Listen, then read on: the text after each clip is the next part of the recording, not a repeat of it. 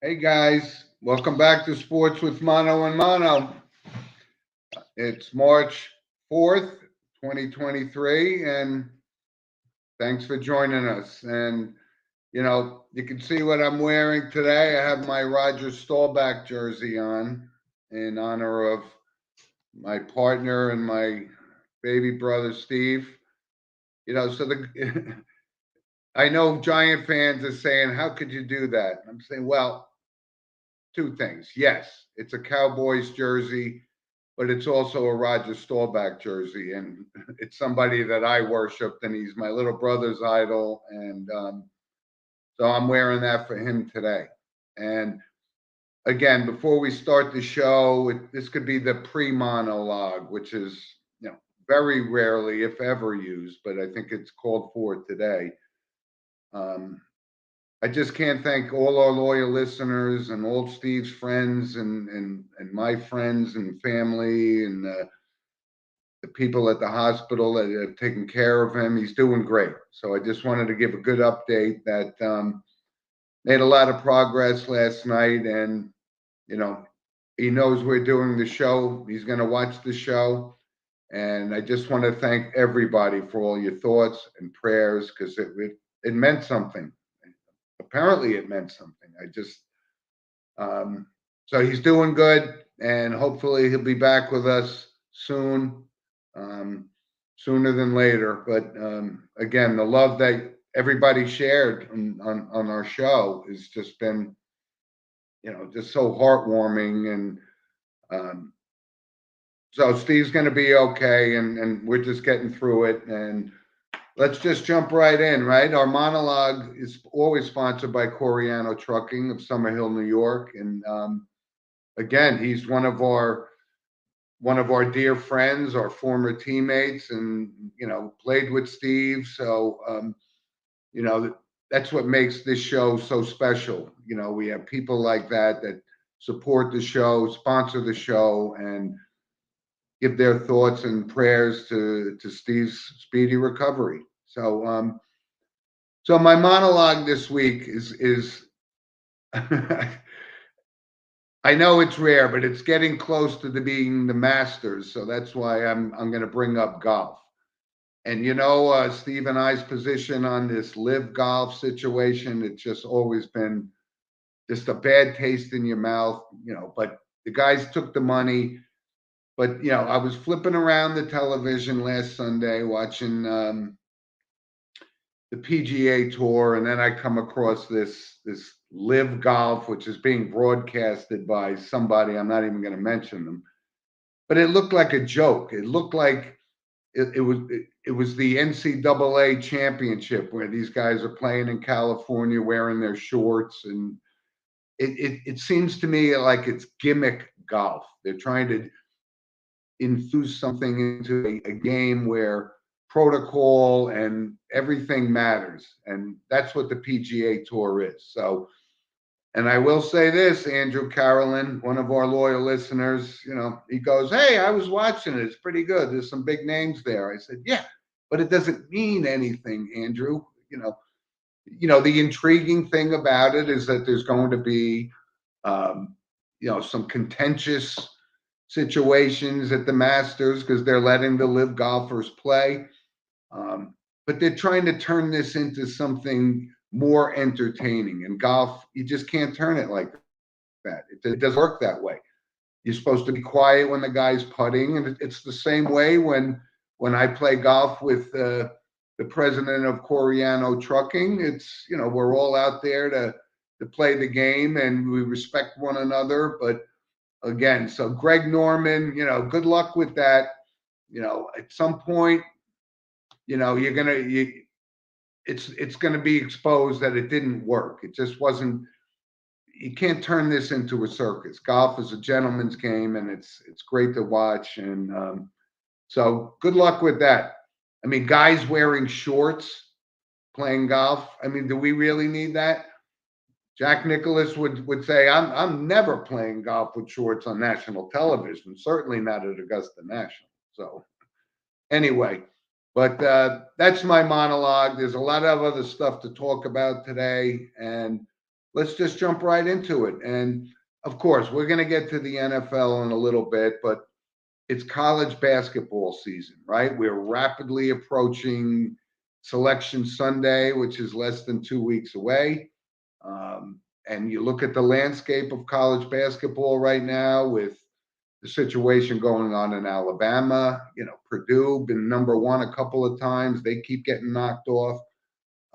Houston looks like a very good team. They're a team to watch.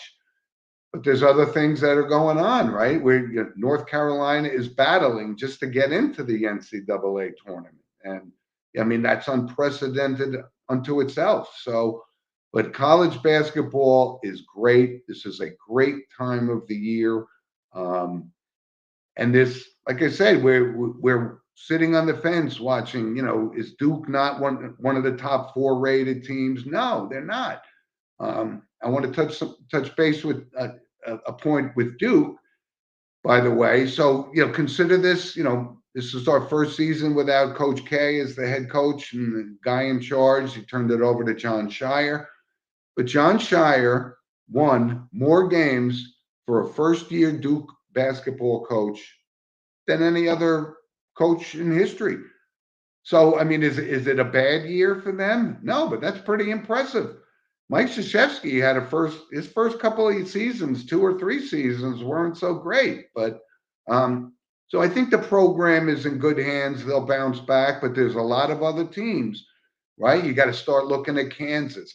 I watched them play the other night, and that's just, that's a team you can't dismiss. They got a history in the NCAA tournament. They've won it several times, and Bill Self, that's going on. He's just one of the top coaches, in college basketball.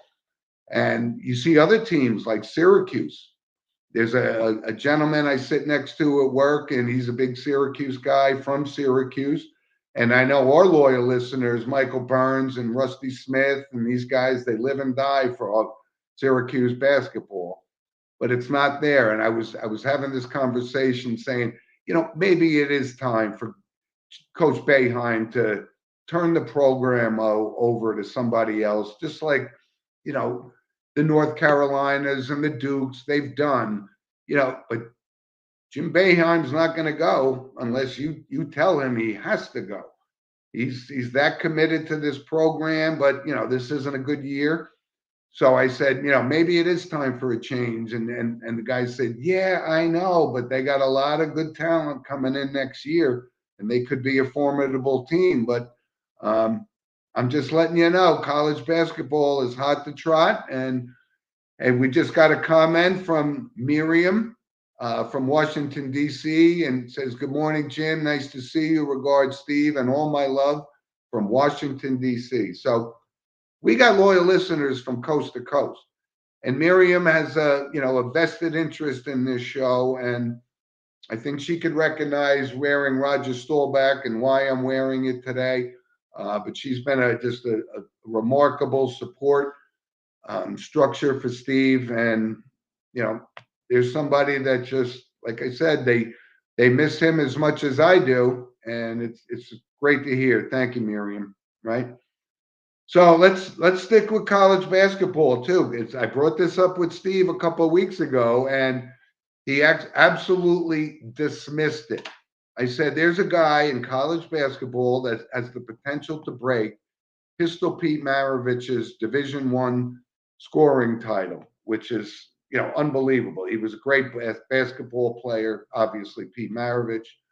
But this Antoine Davis, and he plays for a school called Detroit Mercy, coached by his father.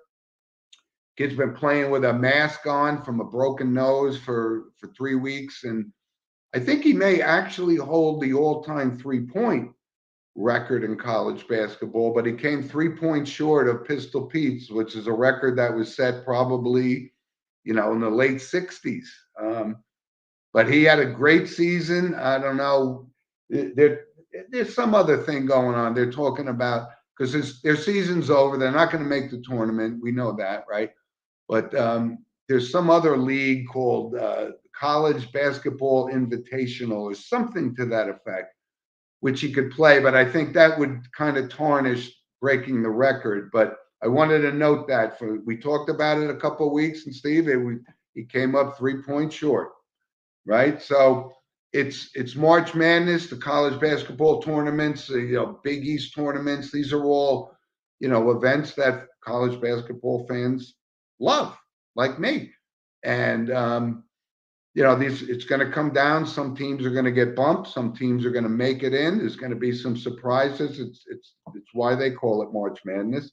But I just wanted to make sure that everybody, who's having football withdrawal is saying, you know what, there's other things to see. College basketball and something else we're going to move right into.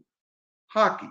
And Steve and I have talked about it, and it was yesterday there was the trading deadline in the NHL.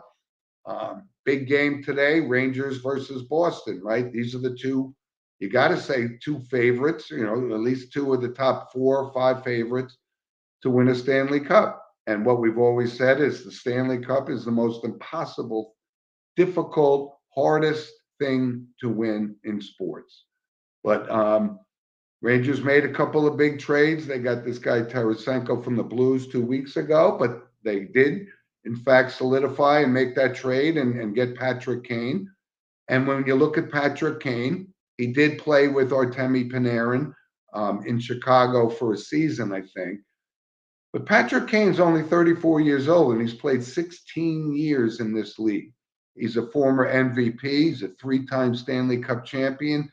So it's going to be a good fit. So, we looked at the Rangers, and we knew that Shesterkin's not having his Vezina Trophy year like he did last year. But they got a lot of pieces, and I think this is a good run. But we've talked about it before. Boston seems almost unstoppable this season. So this afternoon at 1:00, there's the Rangers Bruins, and both of them want to send a message to the other team saying, Rangers saying we're here to stay, and we're going to make a run at this, and Boston saying, well, we're on top right now, knock us off. So it could be a slugfest in the Boston Garden today. So other couple of trades, not major trades, not a lot of big names that came through, but the Rangers really do have a legitimate shot at winning the Stanley Cup. And I know that's a little biased, but I'm not naive here. I also say the Devils have just a good, they're an up and coming team. Are they ready yet? Maybe not. They could be kind of like the Rangers last year, where we thought they could get to the Stanley Cup, and they ended up losing in the conference finals. But hockey is great. Patrick Kane coming to New York. Those were the pieces. We said we got to make a couple more deals. Well, they made them. They didn't give a lot up in capital, and it was kind of funny actually. Steve's boss came. I talked to him the other day, and he went to visit Steve, and he brought him a Jacob Trouba, who's the captain of the Rangers, an autographed, authentic hockey puck. And I was laughing. Because Jacob Trouba has 5 goals, but he's a tough guy and he's the captain of the team. I said, wow, that's worth about $5. And I'm going to bring that up in comparison to something in a little bit. But folks, college basketball, NHL, it's great. Watch it. You'll forget about football for a while, which I guess we have to talk about now. So we'll move into this segment of the NFL, right? Aaron Rodgers came out of his cocoon or whatever it is, dark room, whatever. Still, nobody knows. This guy has absolutely turned into just, somebody that's, it seems to the average guy like he's in another world, and maybe he is, but everybody's talking about, this is the guy, right? Is it the Jets? Is that where he's going? Is he going to the Raiders, right? Who knows? But he's also 39 years old. And folks, 39 years old, there's only been one Tom Brady. When Johnny Unitas was 39 years old, he was 5 years from retirement. I mean, he was retired for 5 years. So I don't know, but it's setting the market right now for this quarterback situation in the NFL. You have the Lamar Jackson story still going on. Don't know how, one day they're close to a deal, next day they're, light years apart. And Aaron Rodgers, you say, well, he's willing to take a pay cut. What? Aaron Rodgers isn't going to take a pay cut for anybody. He thinks should be the highest paid quarterback in the league. And I honestly believe that the Jets will pay him if he decides, when he comes out of this darkness that he was in, where he wants to play football. And a lot of people think it's the Raiders, and I happen to think it's the Jets. I know the Jets have been whining and dining Derek Carr for, last weekend took him out, and, he would love to come play in New York. But I keep telling people, okay, well, Derek Carr's been in this league for 9 years. He hasn't won anything. Do the Jets need a quarterback that's won, or the quarterback that hasn't won anything?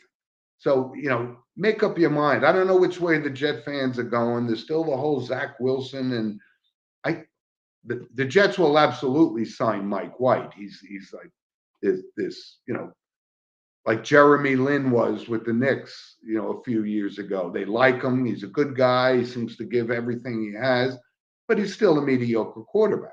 So it's either got to be Aaron Rodgers, give everything he has, but he's still a mediocre. We got our producer chiming in. That means he's got a breaking news. Okay. Anyway, so that's going on. And let's talk about the Giants for a couple of minutes here, right? So there's a lot of speculation going on about what's going on with Daniel Jones and Saquon Barkley. A lot of stories came out that Daniel Jones was looking for $40 million a year. No, he's not looking for $40 million a year, and he's not going to get $40 million a year. He's earned the right to make some kind of, excuse me, folks. He's got a right to make some kind of money. Steve and I have talked about this time and time again. The market for quarterbacks, and again, that moves daily, right? We know the Lamar Jackson's going to set some sort of precedent, and then Joe Burrow's going to set some sort of precedent. Justin Herbert, he's going to get paid. And then, you still have the Aaron Rodgers and the Derek Carrs and these other guys, waiting in the wings. The Jets could end up with Andy Dalton, which would be exactly how we would think it would be and how it would go with the Jets. So, you know what? I'm glad that the NFL is over. Patrick Mahomes has solidified himself as one of the top guys. Carson Wentz, again, gets cut by the Washington Commanders. Watch. He could end up with the Jets. But the Giants will sign Daniel Jones. And whether they have to franchise him now or sign him long-term, not going to be a long-term contract, because the market changes so quickly that if you sign a long-term deal, you're locked in. If you sign a shorter contract, and then the market changes again, and you prove yourself to be worthy of being the starting quarterback for the New York Giants, then you can make some more money. So it keeps going on and on and on with the NFL. But Tom Brady, so far, is still officially retired, and I think it's pretty certain that that's going to happen. But one other thing, and Steve, I know you're listening. So the Dallas Cowboys situation, right? They fired their coaches and whatever, but McCarthy stays. So it looks like that they're going to franchise tag Tony Pollard, right? Which signifies two things to me. Ezekiel Elliott's days are, if not over, limited going forward. That they're putting their stock in this guy, and this guy Tony Pollard has proven himself to be literally a top back in the NFL, but he broke his leg. So the fact that they're franchise tagging him sends a lot of messages to the Cowboys because Mike McCarthy came out this week and said, I want to run the ball. Okay. So now, you have the Dak Prescott and they're talking about extending him. And, Steve has been an all in on Dak Prescott, as have I, but he was much more critical of his playoff performance than I was. But he's there to stay. But Tony Pollard, they got some holes to fill. But the NFL will continue to change daily, and the Giants hopefully will sign Saquon Barkley.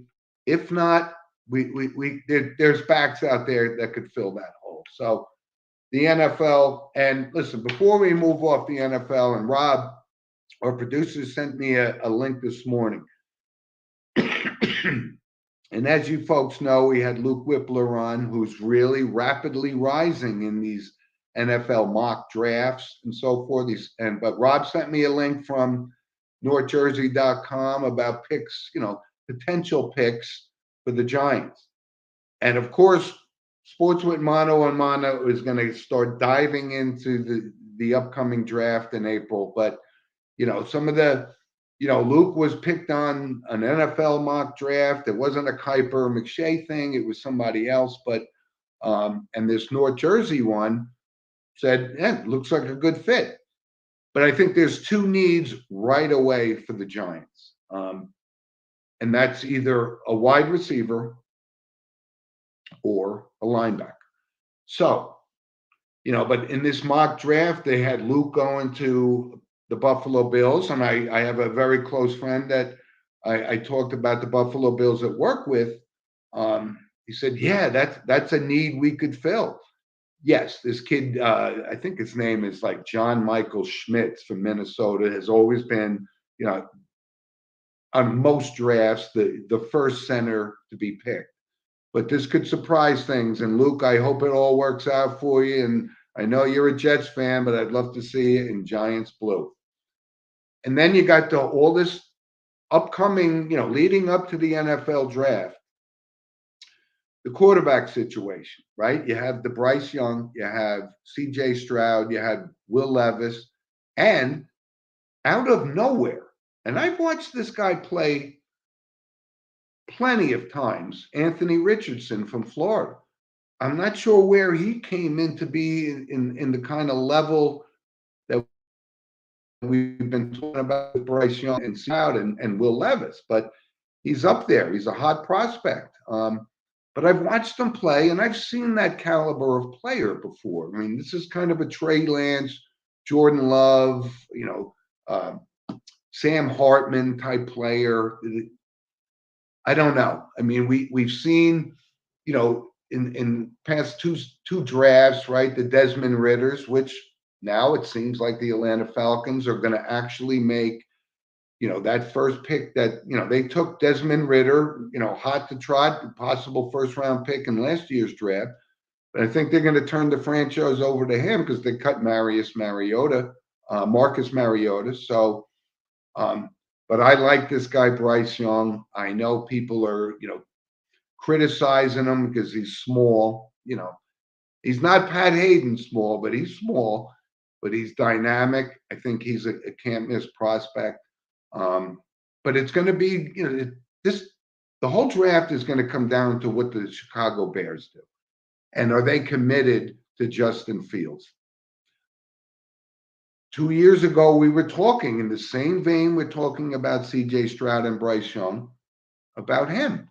And, we just don't know how it's all going to pan out. But, these are players, and this Will Levis from Kentucky, he seems to be a can't miss prospect. And whether Justin Fields is going to be the quarterback in Chicago or not, you have to make that decision. And that's going to change the whole dynamic of the draft. Because if they move down and people move up and other teams move in and then their needs get filled and all of a sudden, the whole draft goes into chaos. Although Sports with Mano and Mano, and Rob, we did a show with you, a draft show with you last year. I mean, we got a lot right, but nobody and nobody can get all these draft picks right because so many things can happen leading up to draft day and draft day itself. So we'll keep an eye on that. We're going to talk more and more about it as we approach the NFL draft. But Luke Whippler is our guy, and we're following him, and he's going to make an impact in the NFL. So happy for him, right? So I know Mike Garvey's sitting in wait saying, you guys never talk about the NBA. And I said, okay, Mike, we got a couple of things for you here on the NBA, right? Kevin Durant has taken his 3 weeks off or 4 weeks off, resting for the playoffs. And while he was resting, he demanded a trade and got traded to the Phoenix Suns, which makes them an instant contender in the West. Most likely, I mean, they made the finals last year. Don't see any reason why a well-rested Kevin Durant and Devin Booker and Chris Paul, logical pick in the West. The East, much different story, right? I think you have to absolutely say that the Milwaukee Bucks are a clear-cut favorite. I mean, they're just on a roll, and they win with Giannis and win without him. And he's been getting a little banged around. I mean, his game is so physical. It's, but when that guy is hurt, he's hurt. Otherwise, he would be playing. That's what kind of caliber player Giannis Antetokounmpo is, right? But Kyrie, he's in Dallas now playing with Luka Doncic, who I think should be the league MVP. But, Steve challenged me last week saying, Jokic on the Nuggets is, again, that dominant of player, which he is. But Kyrie, I don't see them they're only 2 games over 500 anyway. The Lakers, they actually may miss the playoffs. But listen, this goes to my point of, the NBA has gotten to this load management thing where these guys, they need to rest, right? Kevin Durant's been in the league for a long time. LeBron James has been in the league. So he's got an injury. But listen, he could probably, if they came down to it and they needed him to play, he could play. But he's going to take a couple of weeks off, rest up for the playoffs if they do make it. So it's wide open in the East. If Giannis stays healthy, I think it could be the Bucks. I've been watching the Celtics lately, going, some nights they look great, some nights they don't look great. But every night you could see the Bucks, and they go, yeah, this is a team. And Phoenix, I think it's going to pull it all together. And we've always, said Chris Paul's been one of the great players in this league for, God, at least 15 years. And he's a good guy. So I would love to see him to get a ring. But I think Kevin Durant was that missing piece. And, the fact that you can go from team to team whenever and wherever you want is okay. Well, that's what the league has done. So, but I did bring this up with somebody, and I think everybody's been noticing this, right? The scores in the NBA. We're talking, teams are scoring 150 points in an NBA basketball game, which is unthinkable. Steve and I go back to the early days of the Knicks and the Walt Frazier and Willis Reed, the Busher, Bradley, Earl Monroe, those teams, defense was absolutely paramount in the game of basketball. Now, fast forward almost 50 years later, the game has completely changed with this 3-point shot. It's almost impossible to defend these guys. If you have a good passing team and you throw it around, you can always get a guy. And now the 3-point shot, which they didn't have back in DeBusschere. God, if you could imagine, what the Knicks would have been like with a 3-point shot with Dave DeBusschere and Bill Bradley. I mean, my goodness, maybe we would have seen 130-point games, but they didn't have it. But the game and dynamic has completely changed. And I don't even think it's for the better. People would say, oh, well, the fans love it. the All-Star game was like 185 to 174. Yeah, that's great, but that's not basketball. Basketball is strategy. Basketball is defense. It's more strategic than what's going on right now. If people like it, great. I can't get into it during the regular season, but I will absolutely, if it gets down to it, the Knicks, they're playing pretty good. Are they an NBA contender? No. They may end up playing Cleveland or somebody like that in the first round. And yeah, maybe they could win that series, but they're not going that far. So they don't have that marquee player. Although I will say, John Randall has had listen, he's a good player. And obviously, the whole Jalen Brunson scenario with the Knicks is what's kind of pushed them. They got to be 8 games over 500. And I just told you before that the Dallas Mavericks are 2 games over 500. So the Nets have a good team. Are they better off without Kevin Durant? I don't know. I don't think that.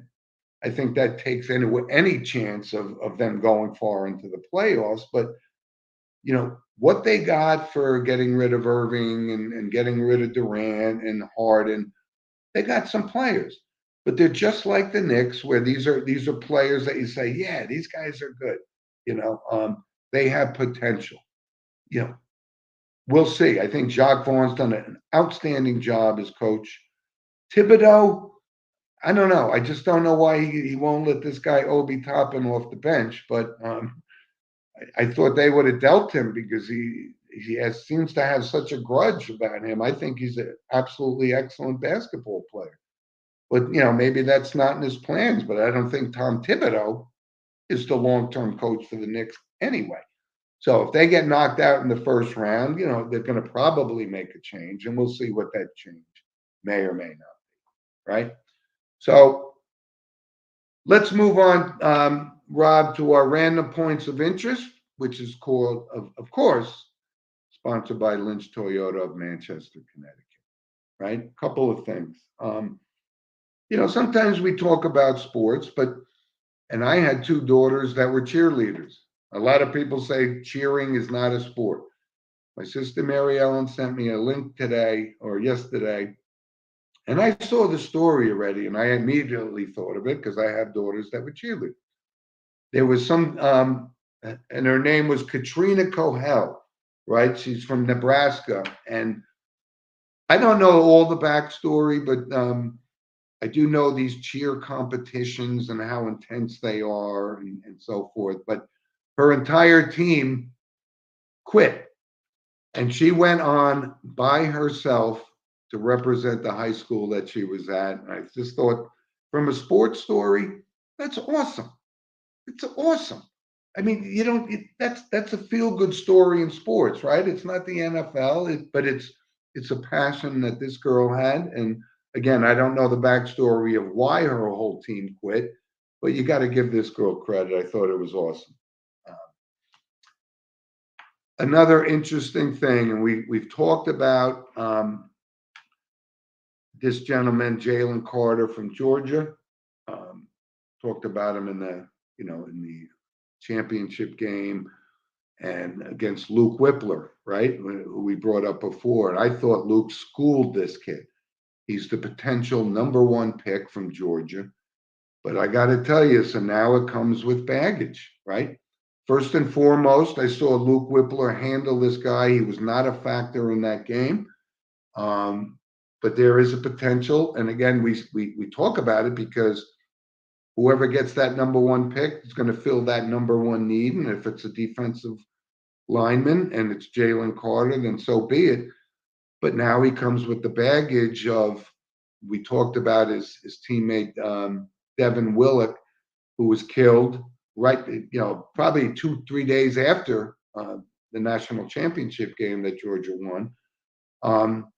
But we just thought this was a random speeding event, and now we find out this was, like a drag racing situation. And who was part of this situation was Jalen Carter. And he just walked away. His teammate was there, car wrapped around a tree. And this guy, and Steve and I have mentioned 1,000 times, the character is supposed to mean something. So if your need is a defensive lineman and you want this kind of baggage, that kind of character that would walk away from a tragic scene in which two people were killed, that's not a good look for the NFL. And just listen, I don't know all the stories. Obviously, things are under investigation, but there is strong indications that this guy was there. He was part of it, and he got away. Why? Because he could be potentially the number one pick in the NFL draft, and that's worth a lot of money. Just a horrifying story. It honestly is, and sticking with college football, and we've talked about these situations where these schools violate NCAA sanctions. So, we watched Tennessee have a great year last year, right? Hendon Hooker is the quarterback and the wide receiver who's going to be a top 10, top 15 pick at Tennessee. But the Jeremy Pruitt administration, right, who was fired, a couple of years ago, and Josh Heupel took over, but collateral damage. So now 5 coaches that used to work for him were like, listen, if they were all part of this, the illegal this, the payments this, which now is kind of off the board, but at the time, that was the law of the land. So how does that go down? Well, it's going to cause sanctions, and we've seen situations like with Jim Harbaugh. We speculation that he was going to come to the NFL. He comes out this week and says, I'm staying, but they got a lot of black clouds over there too. But, this could hurt Tennessee's progress. They really had a bounce back year last year. But the whole Jeremy Pruitt situation was not good at all. Another random point, and Steve and I bring this up all the time. The sports memorabilia situation. We're seeing sneakers. We're seeing, like my friend Alvin, DeSera from the Philippines, who I brought up last week, and his brother's show. And Alvin, thank you again for listening. Alvin's going to send us pictures of some sneakers he has. But from the memorabilia perspective, every single time, we think the price can't get any higher, it does. But there was the highest paid price ever for a used football jersey was Joe Montana. The irony here is he didn't wear it in just one Super Bowl. He wore this one in 2 Super Bowls. So sold for $1.2 million. And listen, we all sit here and think, if I had $1.2 million, would I donate it or would I buy a Joe Montana jersey? Well, maybe that guy who bought the jersey has even more money than that and he donated, but from a sports memorabilia perspective, it's very interesting that it sold for that kind of money, but he wore it in 2 Super Bowls, 4-time, Super Bowl champ, 3-time MVP. So sports memorabilia stuff is certainly hot to trot. But 3 weeks from now, we'll be talking about something else, right? Somebody's used mouthpiece they wore in the, championship game of lacrosse or something. But hey, listen, if you got the money, cool. But that's kind of a jersey I wouldn't mind hanging over my fireplace. Because that was Steve's monologue 3 weeks ago about Joe Montana. So anyway, so let's move on and let's move on to our notable passings this week, right? And I miss Steve when we see these names that come up because we know about them, we know their history, and the first one was Terry Holland. And Terry Holland was 80 years old. Terry Holland was the coach of the Virginia basketball team when Ralph Sampson was there, and I think it was Lee Raker and Jeff Lamp. That team was unbelievable. They made 2 Final Fours. But Terry Holland was the coach of University of Virginia at the time, and very successful coach. But he had one of the best players. He had Ralph Sampson. So somehow, some way, he got Ralph Sampson to come to Virginia, put them on the map in basketball. And listen, they haven't looked back now. Virginia basketball is up there with Tony Bennett as the coach, and they look for them to make a run in the championship. But I was surprised to see Terry Holland, that he was 80 years old, and Steve and I watched him, and God, that years he had with Ralph Sampson was great college basketball, and that's why we talk about it before, because college basketball produces tomorrow's NBA players, and Ralph Sampson was no exception. But absolutely notable passing, Terry Holland, former Virginia coach, 80 years old. Another one from the world of sports. You can call it sports, you can call it business, but Jerry Richardson, right? Former owner of the Raiders, not the Raiders, the Panthers, I'm sorry. But what I didn't know about Jerry Richardson, who was 86 years old, flamboyant kind of owner, and literally was the owner when Carolina came into the league. But he was also a football player, and he played in the 1959 championship game against Giants Colts. Caught a touchdown pass from Johnny Unitas in that game. And that game, by the way, was, the turning point of season tickets and seat licenses and all that kind of stuff. It used to be you can go to the stadium, pay $5, get in. But Jerry Richardson, like I said, very successful businessman, former owner of the Panthers, but he had a great run with, playing with Johnny Unitas, who my father always said. I mean, I know he loved Joe Montana in the latter years, but he thought Johnny Unitas was great. But Jerry Richardson was 86, and he did. He caught a touchdown pass from Johnny Unitas.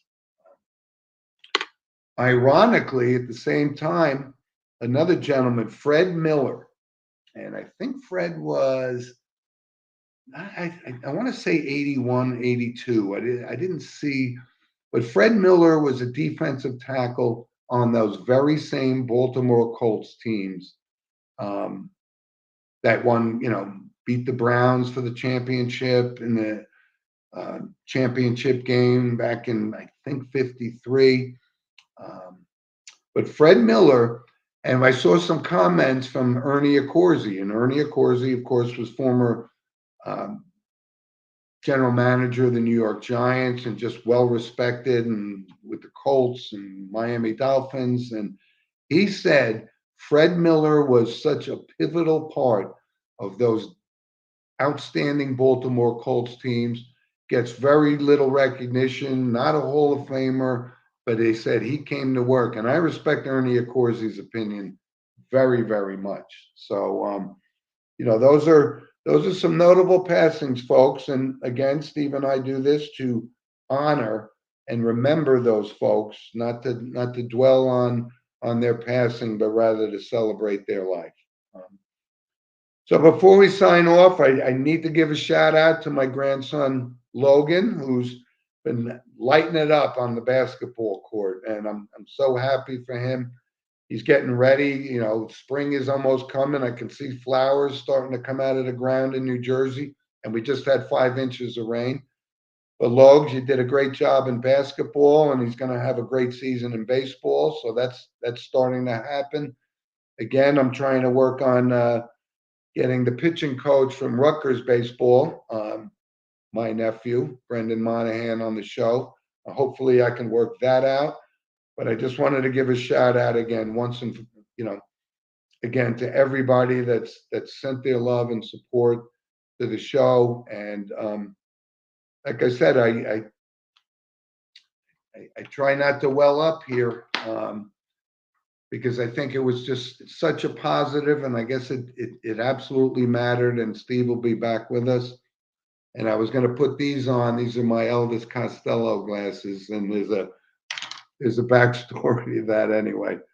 But thanks again for joining us. Rob and I will be back with you next week, and I hope to have better news every time we're doing the show until Steve is sitting right next to me and doing the show together. So, Steve, wearing the jersey for you today, and thanks for everybody joining us, and we'll catch up to you guys next week. Rob, thanks for producing the show, and we appreciate it. We'll catch up to you folks.